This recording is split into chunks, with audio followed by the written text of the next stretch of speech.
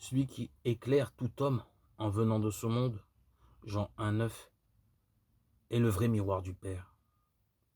Le Christ passe en tant que reflet du Père. Hébreux 1,3. Il écarte la cécité des yeux de ceux qui ne voient pas. Le Christ qui vient du ciel passe, afin que toute chair le voie. Seul l'aveugle ne pouvait pas voir le Christ, miroir du Père. Le Christ a ouvert cette prison. Il a dessillé les yeux de l'aveugle, qui a vu dans le Christ le miroir du Père. Le premier homme avait été créé lumineux, mais il s'est trouvé aveugle. Quand il a quitté le serpent, cet aveugle s'est mis à renaître, quand il s'est mis à croire.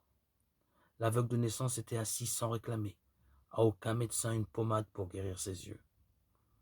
L'artisan de l'univers vient et reflète dans le miroir l'image. Il voit la misère de l'aveugle assis là et qui demande l'aumône. Quel miracle de la force de Dieu!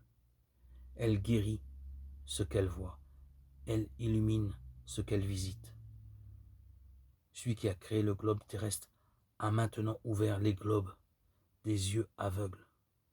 Le potier qui nous a fait Genèse 2, Isaïe 64, a vu ses yeux vides. Il les a touchés en mêlant sa salive à de la terre et en appliquant cette boue. Il a formé les yeux de l'aveugle. L'homme est formé d'argile, la pommade de boue. La matière qui avait d'abord servi à former les yeux les a ensuite guéris. Quel est le prodige le plus grand? Créer le globe du soleil ou recréer les yeux de l'aveugle né? Le Seigneur, sur son trône, a fait briller le soleil. En parcourant les places publiques de la terre, il a permis à l'aveugle de voir.